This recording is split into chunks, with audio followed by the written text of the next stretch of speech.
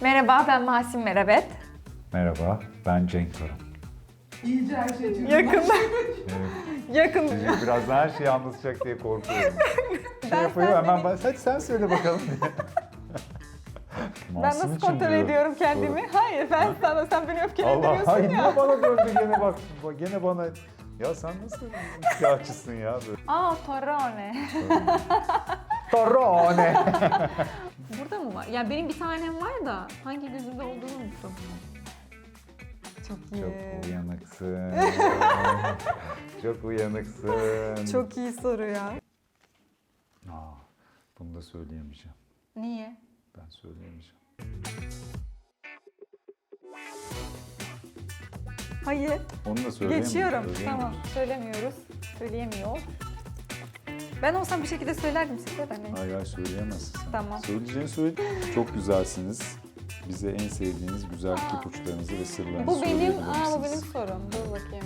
Diyemem. Diyemezsin. Yok, diyemem. Yani o zaman her şeyi söylemiş olurum yani şu an. Söyleyemem. Ben de çok merak ediyorum ne sordular. Çek bakalım Masin. Ben mi çekeyim önce? Evet. Tamam, karıştırıyorum. Neyse halim. Çıksın sualim. Geçen o böcek krizini çözdünüz mü peki?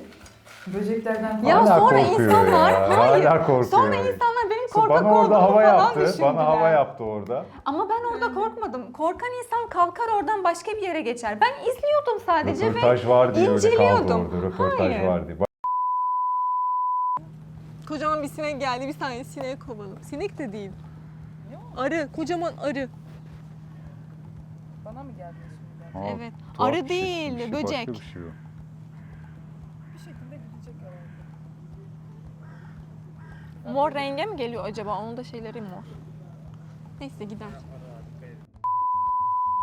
Başka bir şey olsa topuk. Hayır. Ben arı mı değil mi onu çözmeye çalışıyordum. Ne? Tabii. Ya bence korkak insan zaten hiç orada oturmaz. Ben gördüm korkak insan, böceklerden Evet. korkak. Bunları kamuoyuna Neyse. sunacağım. Evet. Neyse ben soru çekiyorum. En iyisini ben soru çekeyim. Kavga edeceğim burada. Bu kimin sorusuysa bana ayaklarıma düştü. Buna Evet. ben cevaplayacağım. Tamam. O zaman sen onu cevapla, ben... Hayır sen cevapla Ben önce. cevaplayayım. Evet. Cenk'e bir soru. Aha. O zaman ben bunu sana vermem lazım. Al. Hayır sen sor. Ben sana soruyorum. Sen çektin Tamam, fark ben sana etmez. soruyorum. Evet, Okey. sen- Ya sana soru ama ne yapayım? ne yapabilirim? Cenk'e bir soru yazıyor. Allah bunu geçiyorum bir Bunu tane sana daha çekeceğim soruyorum. diyemez. Bir Sor. daha çekeceğim. Bu bana soru değil. Sor. Dur. Allah Allah. Değil. Kişisel soruları çekmiyoruz orada. Dur bir Hadi sor saniye. bakayım. Senin sorun bu. Hayranlarınıza verebileceğiniz en iyi tavsiye nedir? 1.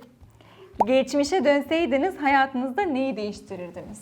Sinirlenmesinler, sakin kalsınlar ve sabırla beklesinler. Sabreden derviş muradına ermiş. Geçmişe dönseydim ne kadar geçmiş olduğu önemli. Yakın geçmişse hemen birkaç tane kendime gayrimenkul satın alırdım. Güzel. Çok daha geçmişe dönersek kabul etmediğim bazı şeyleri kabul ederdim. Çok daha geçmişe dönmeyelim bence yeter bu Tamam. kadar. Evet. Onu bana soracaksın biliyorsun değil mi? Cenk'e bir Cenk'e soru. bir soru, Cenk'e soru gelmiş. İnanamıyorum size. Evet. Lütfen. Hadi. Tüm bu müthiş enerjiliği, yaratıcılığı, çekiciliği Allah'ım Vay. yarabbim. Bunca yıl halktan nasıl sakladınız? Sizi aynı ihtişam ve saygıyla başka çalışmalarda da görmeyi umuyoruz. Çok teşekkür ederim. Çok sağ olun. O sizin güzel görüşünüz. İnşallah başka projelerde de karşılaşacağız bundan sonra. İnşallah. Tam da o Karıştırıyorum. soruydu bu arada. Evet ya tam ayaklarım. Evet. Var bunda bir Bu küçük, bu küçüğü Hadi. çekiyorum. Cenk'e soru.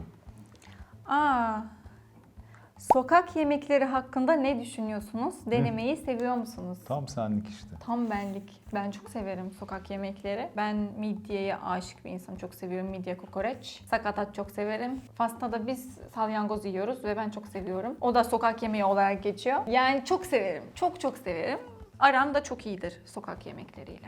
Sokak lezzetlerini çok fazla tercih etmiyorum. Ama yiyorum. Yani bu sevmediğim anlamına gelmiyor. Seviyorum.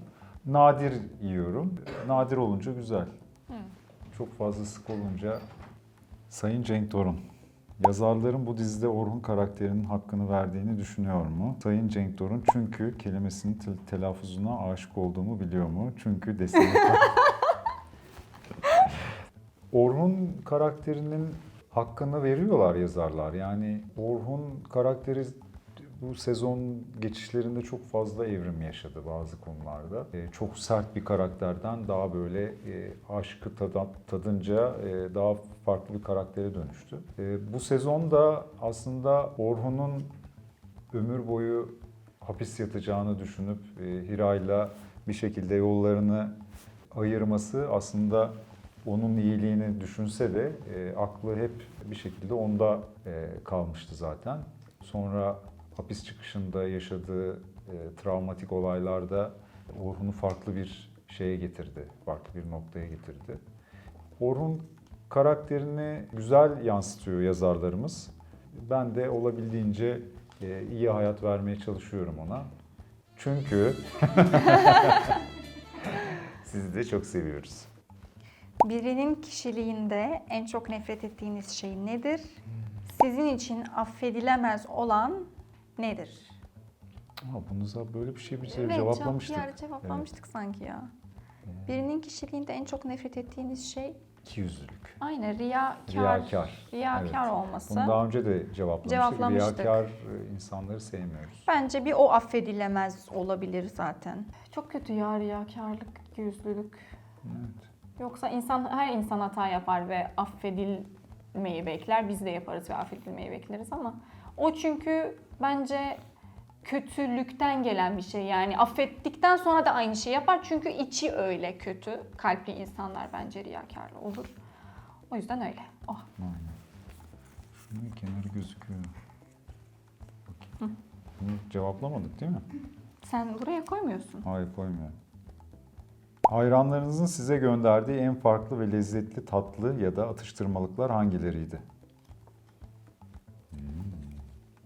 Evet, bize çok fazla böyle atıştırmalık tatlılar Geliyor. gönderiyorlar. Çikolatalar. Ama şimdi Sonra biz değişik böyle farklı adını ülkelerden bilmediğimiz- geldiği için adını bilmiyoruz. Evet, şimdi geçen mesela yediğimiz böyle bir şey vardı. Tatlı gibi. Hangisiydi? Böyle Şu- helva gibi bir şey. Helva gibi mi? Evet, İtalya'dan mı gelmişti? Aa, torrone. Torrone! Onu evet, Yemek. onu pastada var. Biz de Evet. İspanya'dan alıyoruz onu. Güzel bir şey. O güzeldi. Bir de şey var. Şeyden gelen var bir de. O da Neresiydi çok orası? güzel, değişikti o da. Kore'den. Kore değil. Kore değil miydi? Çünkü böyle Çince'ye benzeyen Evet, bir yazılar vardı. yazılar vardı. Hani ne Vietnam olduğunu değildi. bilmiyoruz. Yani hani Torrone tamam okey ama mesela bunun ne olduğunu da bilmiyoruz. Ama çok lezzetli, değişikti, çok lezzetli. Hala Tayvan. Tayvan'dan, evet. Tayvan'dan. Nasıl bir şeydi ki tatlı? Böyle bir tane kutu vardı. İçinde kurabiyeler var. Un kurabiyeleri gibi ama Evet. kakaolu Ama vardı, tereyağlı benim vardı bahsettiğim falan. o değil. Böyle poşet bir şeyler var içinde. Ha, Çıkarıyorsunuz. Kafe yazıyor üstüne. Kahveye Kafe. banıyorsunuz. Kahveye öyle banıyorsun yiyorsunuz. galiba. Biz öyle anladık. Evet, biz öyle anladık. Biz öyle anladık, biz öyle yaptık. Eğer bir hatamız varsa söylesinler bize. Böyle kahve falan yazınca dedik acaba bu banılıyor mu? Evet. Sonra böyle bandık yedik Güzel falan. oluyor. Ama güzel böyle Güzel oluyor. değişik oldu. Belki de banılmadan yeniyordu. Belki Evet. de öyle bir şey varsa onu da denememiz lazım. Evet. Bunu bilen biri varsa cevaplar zaten muhtemelen. Evet. Cenk'in sağ gözündeki yara izinin nedeni nedir? Ve Masi'nin sağ gözündeki yara izinin nedeni nedir? Hangi yaradan? Ha, benim burada Ha. yaram var galiba benim. Nerede? Şurada mı? Şurada Sağ mı? gözümdeki. Bakayım. Burada mı var? Yani benim bir tanem var da hangi gözümde olduğunu unuttum. Bakayım. Ufacık. Hatta makyajla kapanabiliyor. Şunda galiba. Bunda mı Evet. ufacık? Şu an kapanmış, ben hangisinden anlamadım. bahsediyorlar? Benim şunlardan bahsediyorlar acaba? Sağ gözüm. Şuradan mı? Şurada mıydı? Burada mıydı? Hangisi? Yani kime göre neye Kime göre sağ? Hangi Bilemedim. lekelerimden mi bahsediyor? Galiba burada ufacık bir şeyin var ya Ha. senin. Benimki ben çok küçükken yani hatırlamadığım zaman annemler anlattı bana. Böyle bayramda babaannemin evinde bir masa çıkarıyoruz kilerden. O masada böyle üstüne kurabiye yapan makinaları koyuyorlar. Dolayısıyla o masa ahşaptı ve her yeri böyle kopuk kopuktu. Böyle biraz paramparçaydı masa. Ve beni çok küçükken onlar tatlı yaparken bayram için yanlarında oturtmuşlar. Ve ben dengemi kaybedip masaya düşmüşüm ve şurama galiba ya bir ahşap parçası veya çivi gibi bir şey girmiş. İşte annem de çok kötü olmuştu çünkü buralar kan olunca gözüme girdiğini falan zannetmişti. Ama sadece işte ufak bir sıyrık oldu çok şükür ki. Allah çocukları koruyor. Ben gözümdeki yaradan ben anlamadım bir şey yani. Gözümde benim... Onun yarası yoktu galiba. Sadece öyle mi gözüktü? Yara mı var senin gözünde? Yok. Yok, öyle gözükmüş olabilir. Nereden gözüktü acaba? Ne bileyim. Bir sahnede yaralıydı ama o bir sahneydi sadece. Bence sahneden bahsetmiyorlar. Bilmiyorum. Sahne. Tamam, Ben de hadi anlamadım. çek. Tamam. Eğer yazarsanız bir şekilde Evet. cevabını yaparız. Şu ne ya? Neyse bunu aldım artık. Ben alacağım onu. Kalını mı? Evet. Hiç hakkınızda kötü eleştiriler veya kötü yorumları okudunuz mu ve bu sizi nasıl etkiliyor? Evet. Güzel soru. Güzel. Evet, denk geliyoruz kötü şeylere. Ben hiç okumayı tercih etmiyorum. Bir ara zaten bu tarz yazılar yazan çok fazla kişi vardı. Olabildiğince engelliyorum hepsini. Hiç görmezden geliyorum. O yüzden yani eleştiri yapmak başka bir şey, insanlara hakaret etmek başka bir şey. Hakareti bir eleştiri olarak alamıyorum ben. Çok sinirleniyorum. Görünce sinirlendiğim için de hemen o kişiyi bloke ediyorum ve bir daha açılmamak üzere o defter benim için kapanıyor. Maalesef böyle insanlar çok fazla var. Bazı şeyleri hazmedemeyip sürekli kötülükten beslenen, sürekli böyle insanlara hakaret etsin, rencide etsin, onları rahatsız etmekten hoşlanan insanlar var. Bu tarz insanların da benim hayatımda yeri yok hiçbirinin. O yüzden onlar yazdıkça, ben de rastladıkça bloklamaya devam edeceğim. Bakalım kim neyden vazgeçecek göreceğiz. Yani evet, yani doğru söylüyor Cenk. Sadece ben çok engellemiyorum. Yani engellemiyorum değil de engelle bitmez bence. O yüzden ben sadece görmezden geliyorum. Gerçekten kötü şeyleri, eleştiriden bahsetmiyorum. Eleştiri çok kabul edilebilir şeyler. Ama dediği gibi işte hakaret olsun, beddua olsun, kötü söz olsun falan. Hepsini sadece görmezden gelmeye çalışıyorum. Çünkü ben engelledikten sonra da başka hesap açabiliyorlar. Ve engelle bitmeyecek. İşte onu da O engelleyeceğiz. yüzden onu da mı engelleyeceksin? Tabii. Öyle. Yani ne yazık ki Çünkü yani öyle. hakikaten moralimiz bozuluyor yani. Hiç yalan söylemeye gerek yok. Benim bozuluyor en azından. Ben ciddiye alıyorum böyle şeyleri. O yüzden hani görmemeyi tercih ediyorum. Çok kolay ama artık yani görmediği bir insana herkes her şeyi söyleme hakkını kendine reva görüyor. Ama, Yani evet. yüz yüzeyken mesela aynı diyaloğu geliştiremezsiniz ama. Bir de yani herhalde başka bir dünyada yaşıyor onlar yani öyle düşünüyorum. Kendi kafalarından bir şey uydurup sonra sana böyle ne oluyor falan oluyorsun bir anda. Evet. Enteresan. Çekiyorum. Hani almadın? Hadi daha ne Büyüğü. almadım? Neyse tamam ben Büyüğü alacağım. aldım. Buydu Ha, büyük. tamam bu da şu da Bu büyük. muydu Hayır büyük? onu aldın artık onu bana bırak. Ben alacağım.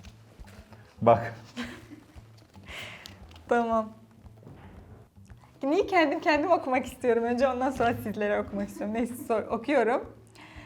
Orhir'in yeniden bir araya geldiğini, birçok romantik sahnenin olduğunu ve güzel ailemiz bir araya toplandığını görecek miyiz? Tabii ki göreceksiniz. Tabii ki göreceksiniz. O olacak. Çok güzel olacak. Çok güzel sahnelerimiz var. Çok güzel, yani çok güzel ilerledi hikaye. Sadece sabretmeniz gerekiyor. Çok az kaldı. Güzel sahneler ve çok güzel duygular geliyor.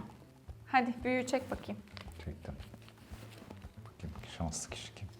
Ben de okuyacağım. Niye? Ben Oo, başka şey mi kocaman. söylüyorum zannediyorsun? Kocaman. Sizi başka bir işte görmeyi umuyoruz. Çünkü asla tekrarlanmayacak olağanüstü bir uyumluluğunuz var. Sizi bir komedi veya romantizm ve aksiyonda görmek istiyoruz. Güzel arkadaşlarınızın dizi bittikten sonra bile bir yorumdan ya da biri yüzünden etkilenmeyeceğini umuyoruz. Evet. Yani etkilenmez zaten. Etkilenmez. Hani hiç öyle endişeniz olmasın. İnşallah biz de güzel böyle başka bir sinema filmi veya projede tekrar Yer alır. bir şey yapmak Bir istiyoruz. şey yaparız. Umarım gerçek olur. Orada da Merak etmeyin. bizi izlersiniz. Bize bir şey olmaz. Evet. Cenk ve Masin'e tek bir sorun var. 3. sezonun şu ana kadarki gidişatından gerçekten memnun musunuz? Lütfen onlara esarete olan tek desteğimizin özverileri ve sıkı çalışmaları nedeniyle olduğunu ve bunun için onlara hayran olduğumuzu bildirin. Çünkü içtenlikle hayranlar şu ana kadar senaryodan memnun değiller. Teşekkür ederiz. Bir şekilde hikayenin ilerlemesi gerekiyor. Yani onlara da hak veriyorum. Onlar da güzel şeyleri görmek istiyorlar bir an önce. Ama hikayenin bir matematiği var. O matematik üzerinden ilerliyor zaten. İyi şeyler de olacak, kötü şeyler de olacak.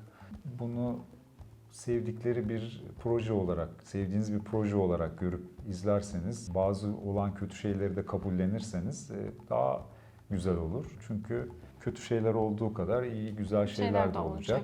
O yüzden hani hep güzel olursa o zaman bu dramdan çıkıyor. Evet, bazen günlük dizi olduğu için insanlar sıkılıyor olabilir. Çok fazla uzadığı için bazı olayların gerçeğe dönüşmesi veya sonuçlanması.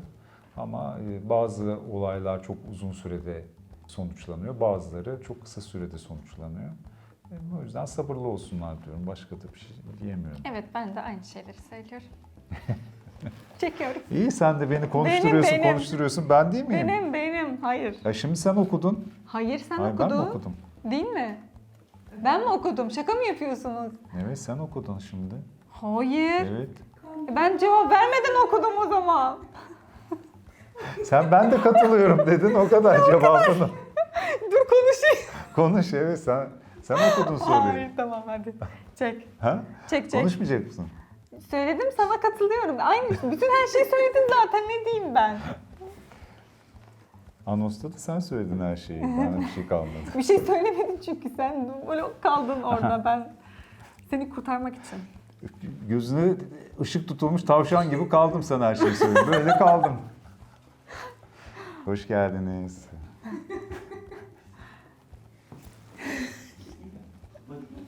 Ne oldu? Kendine açılıyor kapı. Bu öyle oldu büyük bir ihtimalle, evet. Cenk ve Masi'nin birbirlerinden öğrendikleri en iyi ya da en değerli şey nedir? Anlat bakayım. Hadi benden sen ne anlatacaksın, öğrendin? hep ben konuşma. Hayır. En çok sen- sen benden öğrendin bence. Ne? Aa, ne kadar? Ne anlamda öğrendim? Bana mı soruyorsun? Bir daha Tekrar mı Aysel okuyayım? soruyor. Ha. Tamam, tekrar bir daha okuyorum. Bu arada bu kimin sorusu? Onun sorusu değil mi? Sen çektin, sen cevap ver. Hiç öyle yapmayın. Birbirimizin yükünü hafifletin. Evet. Ne olacak? Önce Masum, sen sen- cevap ver. Tamam hadi. Hoş geldin. Cenk ve Masi'nin Kendime zaman birbirlerinden kazandırıyorum. öğrendikleri en iyi ya da en değerli şey nedir? Ben senden ne öğrendim? Düşünüyorum. Aklıma iş anlamında mı şey yazarsan Tamam, bak ne onu olur. koyuyorum bir kenara. Ne olur sen söyle. Neyi ben söyleyeyim? Ne öğrendin benden? Senden mi? He. İnatçılığı öğrendim. Saçma. Masi'nden inatçı değilim. Değil, evet değil. Şaka yapıyorum. Sen inatçısın ama. Koç burcu zaten. Ben biraz inatçı olabilirim, evet. Bazı konularda inatçı olabilirim. Evet. Saklamıyorum. Ne düşündün? Ne öğrendin? Ya da öğrenmediysen de öğrenmedim de yani.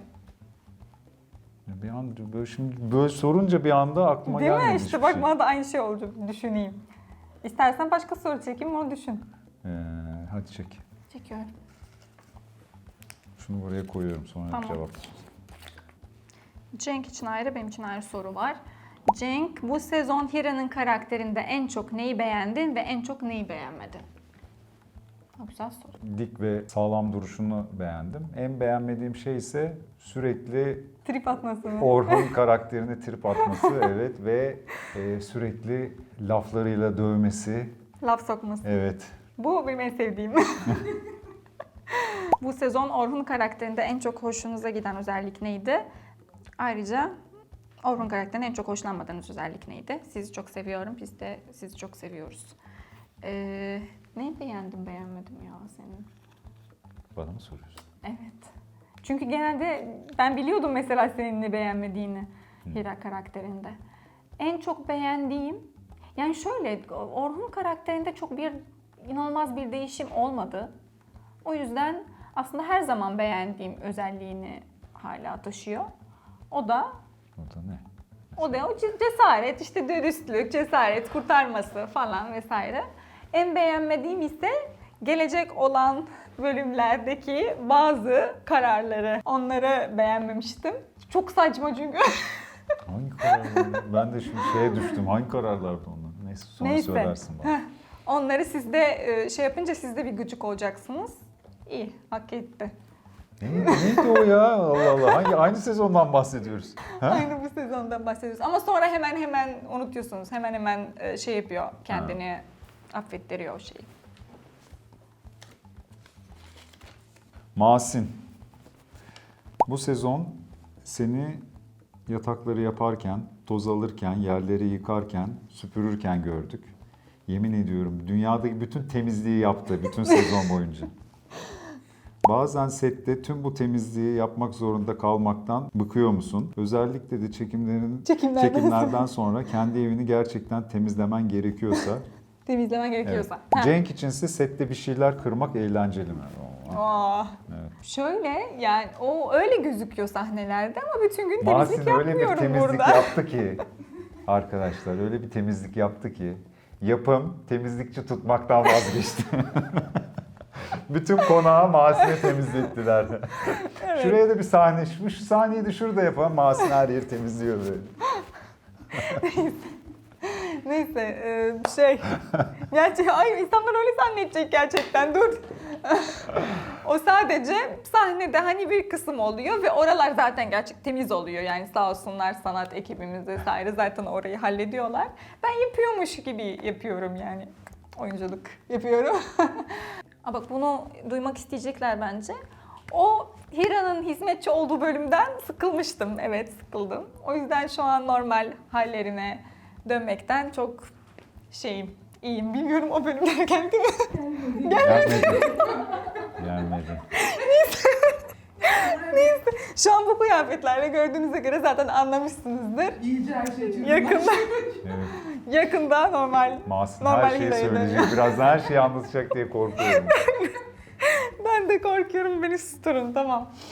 Sen cevap ver. Ben evet kırmaktan Eğleniyordun yıkıp bence artık. kırmaktan eğleniyordum. Sonra ta ki sandalye benden intikamını alana kadar Evet. gene de şey yapıyorum ya. Hiç affetmiyorum yani. Öyle bir sahne oldu mu? Kırıp geçiriyorum ortalığı. Ama eli kırıldı ve Evet. şimdi iyileşti neyse ki. Evet, Eli kırılmıştı. O sette mi oldu? Şu sandalyede oldu. Şu sandalye, evet şu gördüğünüz suçlu arkadaki.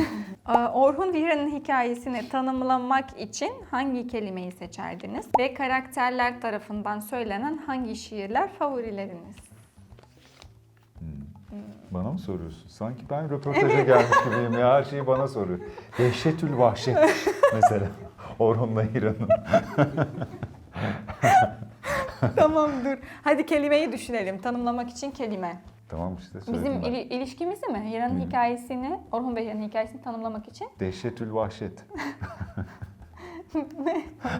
Ne demek istiyorsun buna? Sen neyle tanımlarsın? Sen söyle hadi bakalım. Düşünüyorum.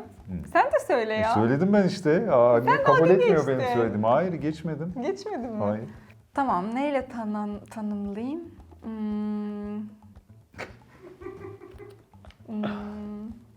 İmkansız aşk değil, imkansız aşk diyemem. Rüya. Ha, Rüya. Rüya mı? Olmaz mı? Olabilir. Evet. Tamam. Değişik. Karakterler tarafından söylenen hangi şiirler favorileriniz? Ya Bizim zaten bir tane şiir Evet, söyledik, bizim ondan sonra tekrarladık. Mirabu Köprüsü'nü Mirabu söylemiştik. Köprüsü evet. Fransızca. Onun Fransızca ve Türkçe versiyonunu söyledik. O yüzden o yani. Değil mi? Şey de var. Senin söylediğin Türkçe Evet. işte neydi? Ben de hatırlayamadım ama. Atölye gibi bir şey. Atölyede Aynen söylediniz, evet. bilmem ne Orhun'un sevgilisinin bilmem ne aktır böyle Evet, bir şeydir evet. falan Ha, değil mi? evet, güzel. Evet unuttum kusura bakmayın unuttuk.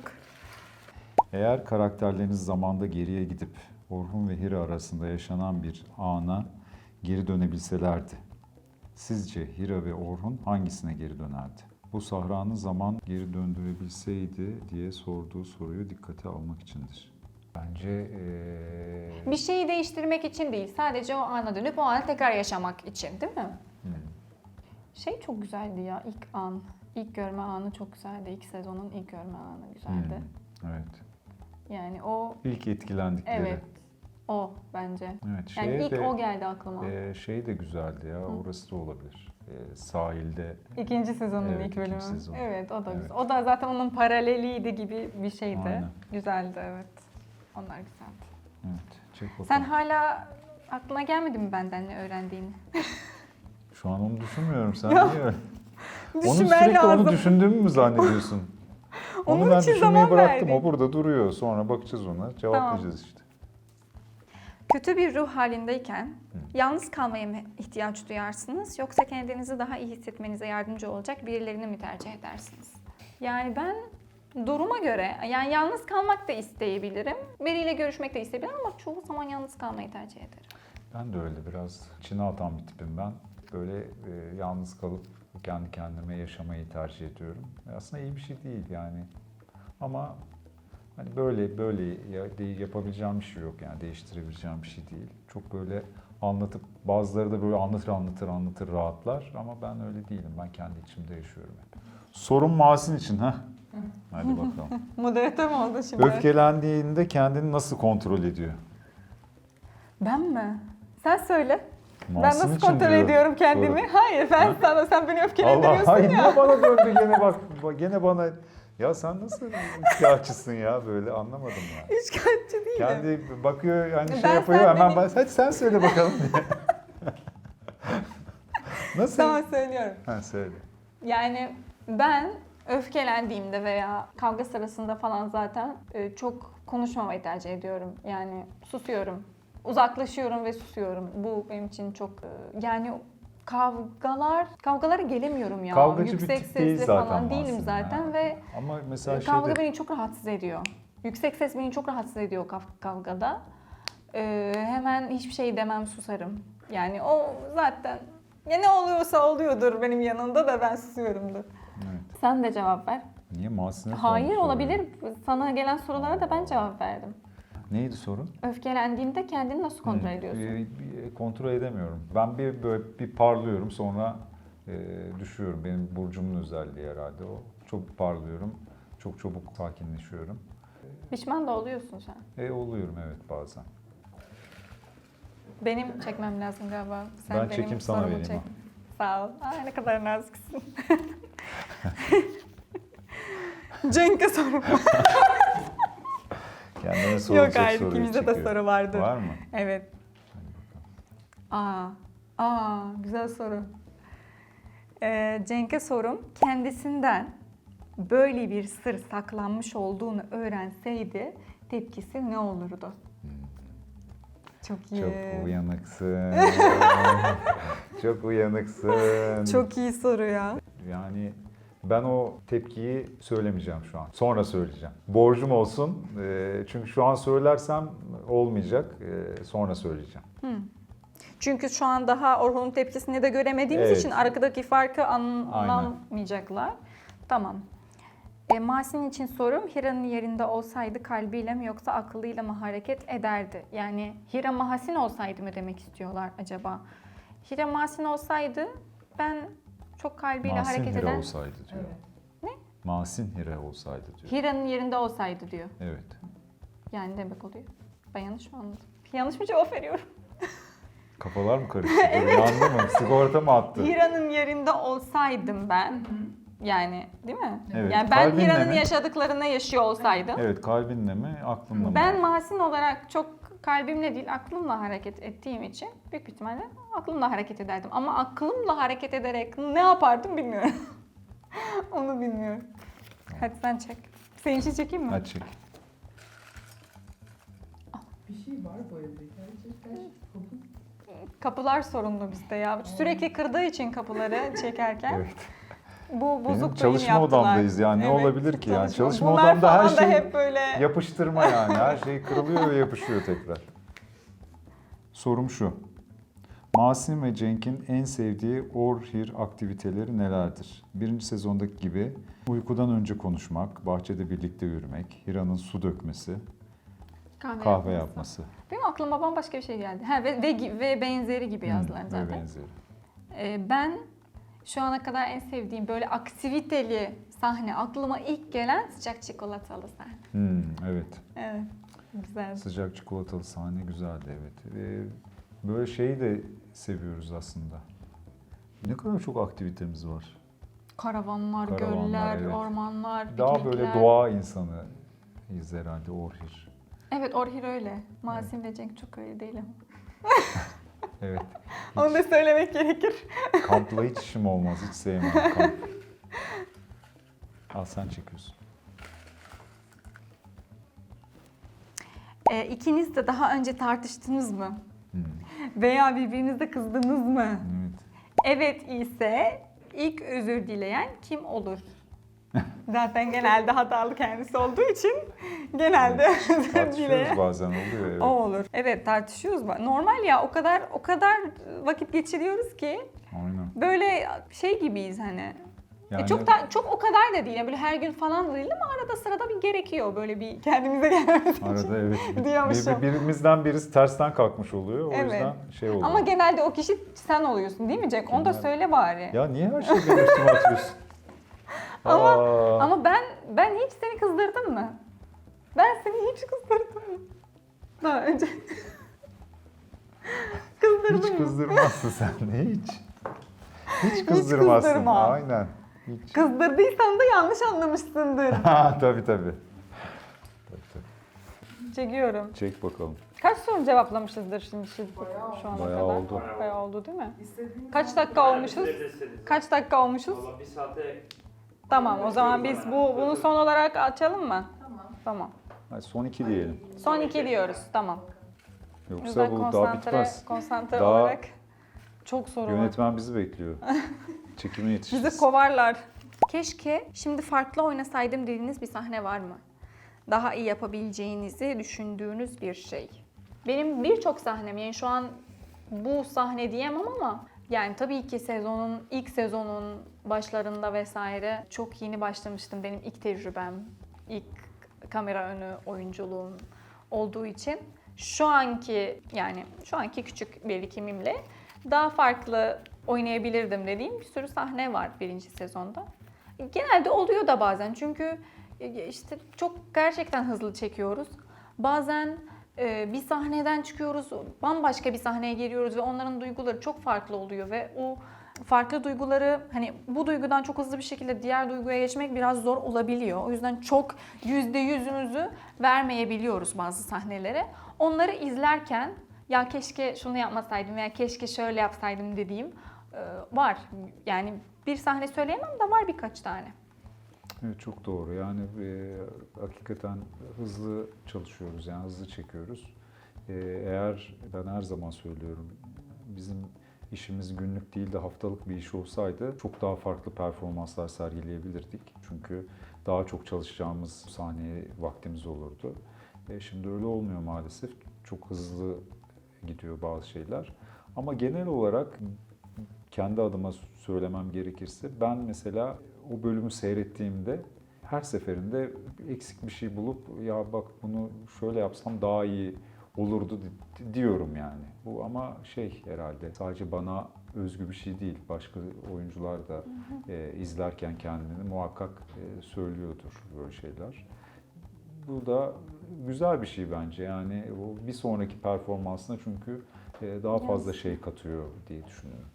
Evet, bir eksikliğimiz gördüyseniz de bir Affola. sahnede affola, kusura bakmayın. Biz gerçekten elimizden geleni yapmaya çalışıyoruz.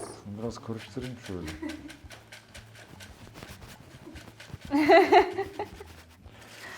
Ay son soru mu gerçekten? Son soru. Son soru. Şanslı olan kim acaba? Hadi artık bakalım. onu tuttum. Tuttum bir kere.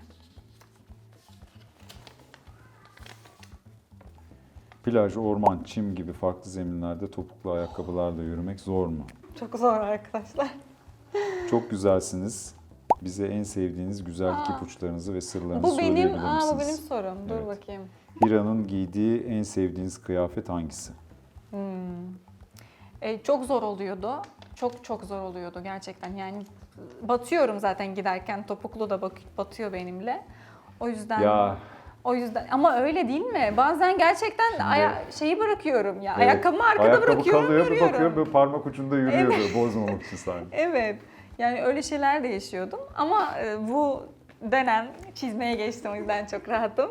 Evet. Zor oluyordu yani, çok zordu. Onun dışında neydi diğer soru? Teşekkür ederim. O sizin güzelliğiniz. Çok teşekkür ederim. Güzel sırlarını verir misin? Ha, diye. sırlarımı. Yani çok bir sırrım yok ya. Sadece ben çok şeye dikkat ederim. İşte çok makyaj yaptığımız için de işte sürekli makyajımı tamamen temizlemeyi dikkat ediyorum. İşte onunla yatmamayı vesaire. Ondan sonra Fas'tan getirdiğim ürünlerimi çok seviyorum. İşte gül suyum olsun, işte ne bileyim kil maskem olsun falan filan. Hepsini çok seviyorum. Bu kadar. Başka Dilan'ın neydi? en sevdiği kıyafet. En sevdiği kıyafet. Ben şey seviyorum ya. İlk sezonda giydiğim nikah elbisemi seviyorum. Beyaz elbise var ya. Evet. Onu seviyorum. Başka aklıma şu an bir şey gelmedi. En güzeli o bence. Güzeldi yani. Ama bu benim sorum oldu. Ben sana bir tane daha çekebilir miyim? Allah Allah. Bu benim sorum oldu. O yüzden sen cevap vermedin. Tamam, ilk soru da benim sorumda. Küçük olsun. Dur. Küçük, yani bir satırlık olsun diye. 3. sezonda ikinizin de karşılaştığı en zorlu sahne. Bunu da söyleyemeyeceğim. Niye? Ben söyleyemeyeceğim. Olacak olan şu sahne diyebilirsin ya. Olacak olan bu sahne diyemem. Niye diyemezsin? Diyemem. Diyemem. Diyemezsin Yok mi? diyemem. Yani o zaman her şeyi söylemiş olurum yani şu an. Söyleyemem onu. Tamam. Bir tane daha çek. Bir tane daha çekiyorum. Bereketli çıktı şu an. Evet. Gerçekten çekiliyor. Uf. Aynı. 3. sezonda çekmek zorunda kaldığınız en zor sahne neydi? Ne yapıyorsun sen? Aynı şeyleri koyup Hayır. tekrar mı çekiyorsun? Hayır. Hayır. Onu da söyleyemiyoruz. Geçiyorum. söyleyemiyoruz. Tamam. Söylemiyoruz. Söyleyemiyor. Ben olsam bir şekilde söylerdim size de neyse. Hayır hayır söyleyemezsin sen. Tamam. Söyleyeceğini söyledin zaten. Tamam, çok güzel. İnsanlar dizi Evet, ben çok izlemeyecek. söyledim. Ben çok söyledim.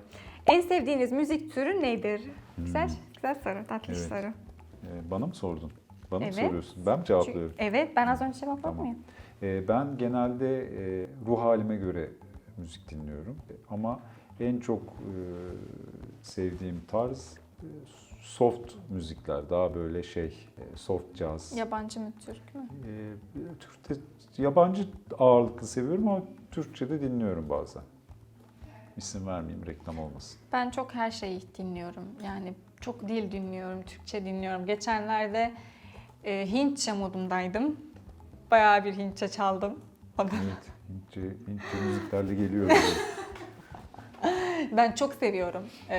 Ben Hintçeyi de çok seviyorum dil olarak.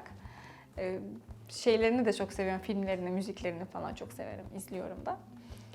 İşte o Evet, var. filmleri- İspanyolca da Çok güzel oluyor. evet.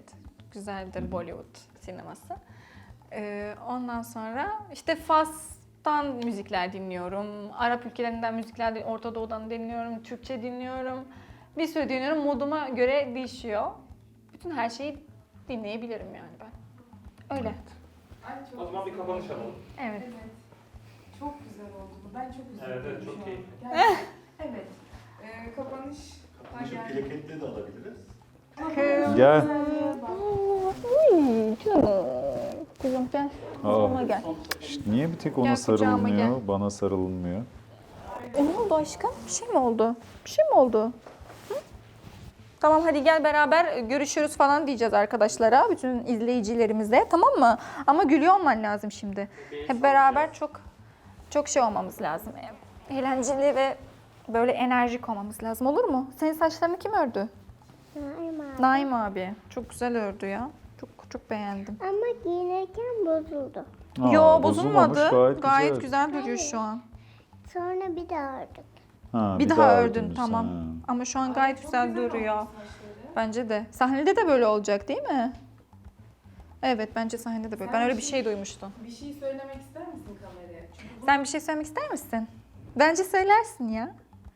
Bence söyler, sana böyle çok güzel yorumlar yapıyorlar, fotoğraflarını yapıştırıyorlar Evet. falan. Çok güzel. Çok Fanlar çok seviyorlar güzel seni. seviyorlar ve güzel şeyler yapıyorlar ya senin için. Onlara ne demek Hadi sen istersin? de onlara söyle bir şey. Beraber söyleyelim mi? Ben de söyleyeyim. Hı mı? Ne diyelim beraber? Ben bir şey söylemeyeceğim. Sen bir şey söyleme. Sen böyle oturacak mısın bizimle sadece? Okey. tamam. Tamam. Gül ama. Bir de kameraya bakabilirsin. Sen çok seversin ya kameraya bakmayı. Sahnede. Saçların çok güzel oldu. Gördün mü? Evet. Yüzünü biraz kaldır ki saçların belli olsun. Heh. Tamam. Oh. Hadi bakalım. Pamuk prenses ya. Evet. Evet o zaman kapanış alalım. Evet, bir kapanış konuşması artık. Hadi Cenk. Hadi Cenk. Hadi Cenk. Evet, çok teşekkür ederiz geldiğiniz için bu arada. Bizim için her zaman bu röportaj çok keyifli geçiyor her sene. Yine çok tatlı bir röportaj yaptık. Umarım Evet. siz de beğenirsiniz. Sorularınızı elimizden geldiğince ve vaktimiz hani yettiğince cevaplamaya çalıştık. Hepsi bizim için çok değerli. Desteğiniz de bizim için çok değerli. Çok teşekkür ederiz. İyi ki varsınız. Evet, hepinizi çok seviyoruz. Şunu söylemek istiyorum. Bizim için en güzel ödül, en güzel hediye sizlersiniz. İyi ki varsınız. Öpüyoruz. Evet, Arya. Görüşürüz. Arya, görüşürüz. Görüşürüz.